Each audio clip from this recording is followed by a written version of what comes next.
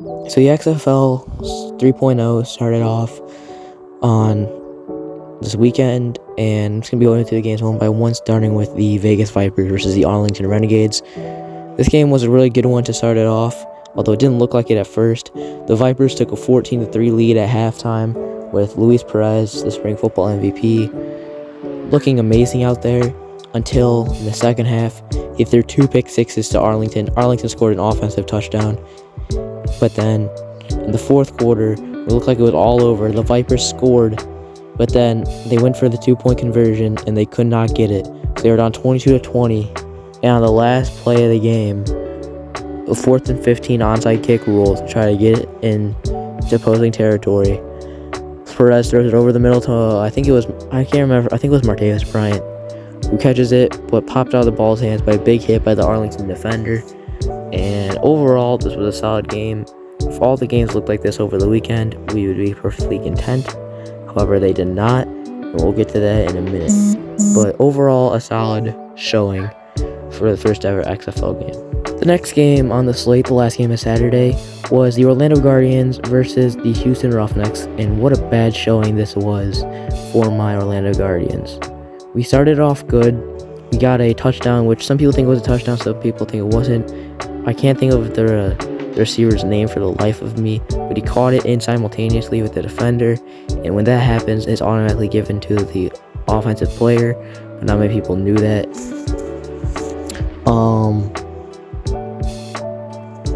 We scored, so that was the first points, 6-0, but then the Renegades went on to score 33 unanswered, and mainly due to Wade Phillips. He's an excellent coaching mind, football mind, and he really just led this team to victory.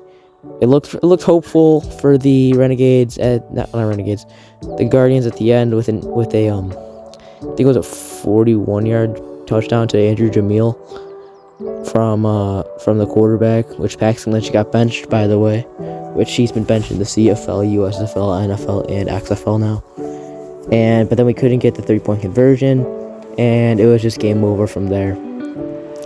Just a blowout here, nothing really much to say, but the Renegades are probably going to take the South Division if everything looks the way it did today. They look like the main ones to take the South. But when we get to the North, which gets interesting, then we'll talk about that one. Now we get on to the worst game of the weekend, in my opinion. Or at least it started off that way, it ended kind of good. I'd say the sloppiest game of the weekend, not the worst.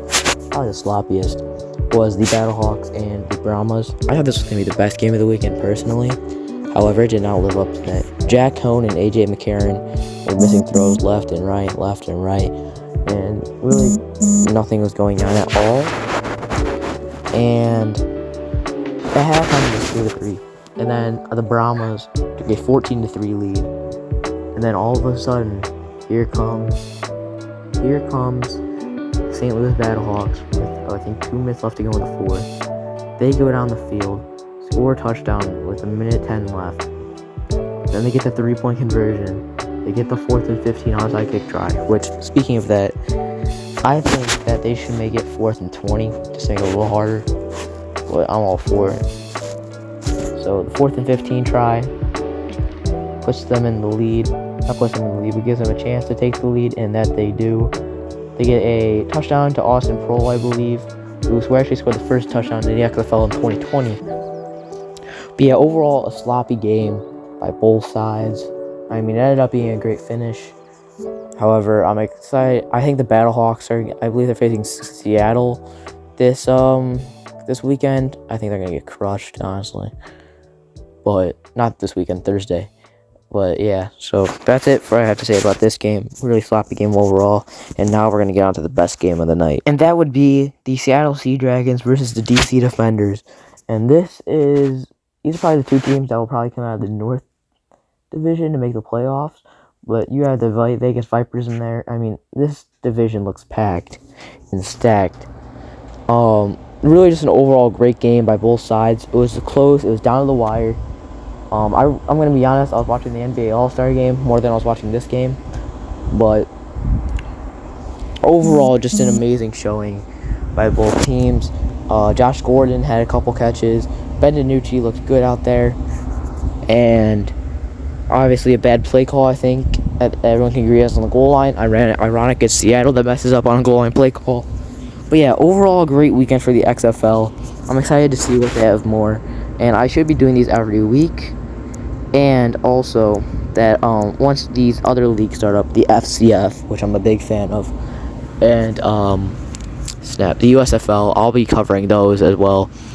In the meantime, I'm trying to put out more Zion Williamson My Career series, My Star Madden franchise series, and yeah, I'll see you guys next time.